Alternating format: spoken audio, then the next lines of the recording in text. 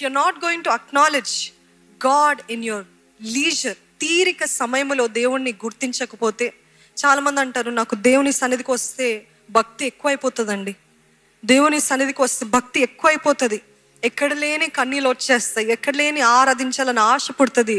కానీ మరలా అదే నేను నా ఇంటికి వెళ్ళినప్పుడు, నేను ఒంటరిగా ఉన్నప్పుడు ఆ భక్తి అంతా కూడా చచ్చిపోతుంది, ఆ భక్తి మళ్ళీ రాదు, ఆ భక్తిలో నేను ముందుకు వెళ్ళలేకపోతున్నాను. నాకు అదే కాన్స్టెంట్ ప్రెజెన్స్ ఆఫ్ గాడ్ కావాలని చాలామంది ఆశపడుతూ ఉంటారు.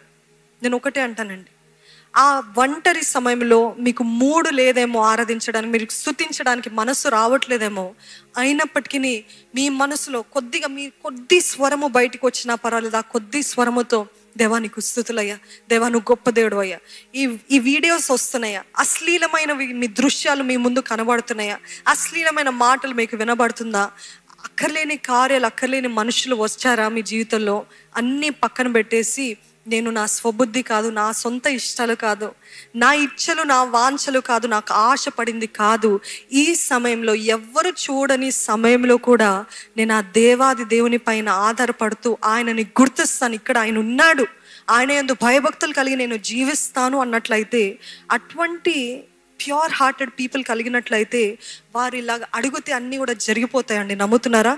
నమ్మితే హల్లెలూయా చెప్తారా? ఎందుకంటే ఆయనని ఘనపరిచేవాడు ఏం చేస్తారంట, దేవుడు తిరిగి ఘనపరిచే దేవుడు.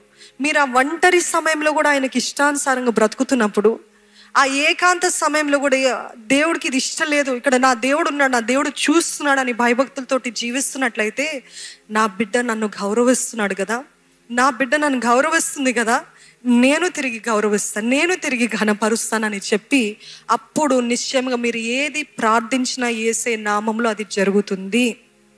అందుకని సమూయేలు విషయంలో రాయబడి ఉంటుందండి, ఏం రాయబడి ఉంటుందంటే, ఆయన పలికిన ఏ మాట కూడా నేలపైన ఒట్టిగా రాలలేదంట.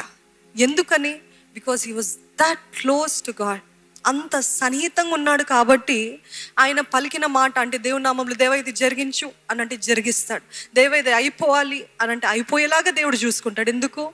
నన్ను ఘనపరిచేవారిని నేను ఘనపరుస్తాను. ఈరోజు మీకు వెంటనే జవాబులు కావాలా? ప్రార్థనకి జవాబు రావట్లేదండి.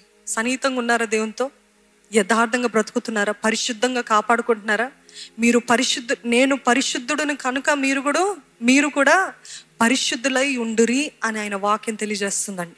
ఈరోజు దేవుడు మీకు ప్రార్థనగా అతి ఫాస్ట్గా జవాబు ఇవ్వాలంటే, మొట్టమొదటిగా acknowledge God in everything that you do. Everything. ఇది దేవుడు చూస్తున్నాడు, నేను ఇలాగ మాట్లాడకూడదు, ఇలాగ వారిని హేళన చేయొద్దు, గేలి చేయొద్దు.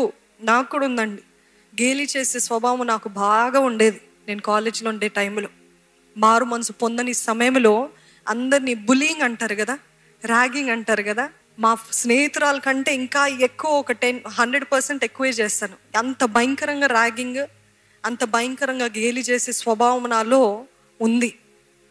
అట్లాంటి పరిస్థితిలో నాకు అది తప్పులాగా అనిపించలేదు, ఇది హాస్యము, ఇది మామూలే కదా, ఇది అందరు చేసేదే కదా, ఏముంది దీంట్లో, నేనేం తప్పుగా మాట్లాడలేదు కదా అని అనుకున్నాను. నా స్వబుద్ధి పైన ఆధారపడ్డాను.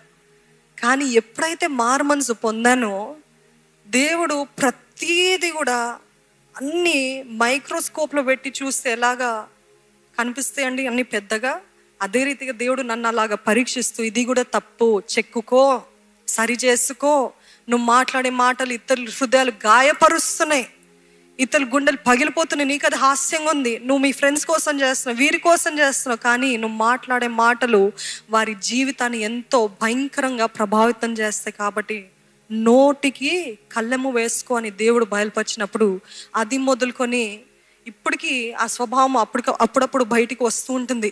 కానీ నేనే కొన్నిసార్లు నోటికి కళ్ళెము వేసుకోవాల్సి వస్తుంది. ఎందుకంటే it is easy to criticise others, it is easy to put others down, it is easy, but it is really hard to lift others up, to encourage, to say that you're good, you're doing good. ఇది చేయడం కష్టం అండి. ఎవరినైనా చిన్న criticism, విమర్శన చేయడం అంటే చాలా సులభం. ఆ రీతిగా దేవుడు చెక్కుకుంటూ వస్తుంటాడు. మన నోటి మాట చేత కానీ, మన దృశ్యాలు, మన చూపును బట్టి, మన ప్రవర్తన కూడా దేవుడు ఇది చూస్తున్నాడు, దేవుని ఎడల నేను ఇలాగ చేయలేను అని భయముతో, భక్తితో మన రక్షణ జీవితాన్ని కొనసాగించినట్లయితే, అప్పుడు మీ ప్రార్థన మీరు ఇంకా నోరు విప్పి పలకక ముందే దేవుడు దానికి జవాబునిస్తాడు. హల్లెలూయా. మళ్ళా చెప్తున్నాను, ఆయనని ఘనపరిచే వారిని ఆయన తిరిగి ఘనపరిచే దేవుడు. కాబట్టి నిజంగా అన్ని విషయాలు దేవుని ఘనపరిచినట్లయితే దేవుడు తిరిగి ఘనపరుస్తాడని నమ్ముదాం. సామెతలు 3వ అధ్యాయము 6 నుండి 8 వచనాలు చూద్దామండి. నీ ప్రవర్తన అంతటి యందు ఆయన అధికారమునకు ఒప్పుకొనుము. నీ ప్రవర్తన అంతటి యందు ఆయన అధికారమునకు. ఇప్పుడు నేను చెప్పిన మాటలకి ఇది ఇంకో కన్ఫర్మేషన్. నీ ప్రవర్తన అంతటి యందు ఆయన అధికారమునకు ఒప్పుకొనుము. అప్పుడు ఏం చేస్తాడంట? ఆయన నీ త్రోవలను సరళము చేయును. నేను జ్ఞానిని కదా అని నీవు అనుకోనవద్దు. యెహోవా యందు భయభక్తులు కలిగి చెడుతనము విడిచిపెట్టుము. అప్పుడు నీ దేహమునకు ఏం కలుగుతుందంట అండి? ఆరోగ్యము. గట్టిగా చెప్దాం ఆరోగ్యం అని. నీ ఎముకలకు సత్తువ. అంటే నేను ఎప్పుడు చెప్తూ ఉంటానండి, ప్రామిసెస్ ఆర్ నాట్ అన్కండిషనల్. దేవుని వాగ్దానాలు షరతులు లేనివి కాదు, షరతులతో కూడినది.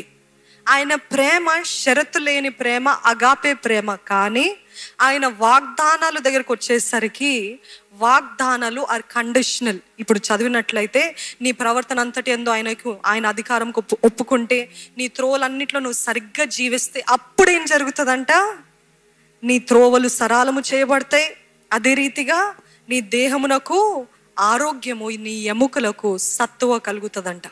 ఈరోజు మన ప్రవర్తన సరిగ్గుంటే అన్నీ బాగుంటుందండి. మన బుద్ధి సరిగ్గా ఉంటే, మన మాటలు, మన జీవన శైలి, the life style that we have, if it is right, మన ఆరోగ్యము బాగుంటుంది, మన సత్తువ ఉంటుందంట, శక్తి ఇవ్వబడుతుందంట. అది మట్టుకే కాదు, అన్ని రీతిలుగా ధననిధులను కూడా దేవుడు అనుగ్రహించే దేవుడు అండి. ఈరోజు దేవుడు ఏం పక్షపాతి కాదు. కొంతమందిని దీవిస్తాను, కొంతమందిని ఆశీర్వదిస్తాను. నో, నేను పక్షపాతిని కాదు. ఎవరైతే ఆయనని ఘనపరుస్తారో ఆయనని తిరిగి ఘనపరుస్తారు. ఈరోజు మీకు ఏది అర్థమైనా లేకపోయినా, ఏది ఎక్కినా ఎక్కకపోయినా, ఇది మాత్రం ఎక్కించుకోండి. నేను దేవుని ఘనపరుస్తే ఆయన తిరిగి నన్ను ఘనపరుస్తాడు.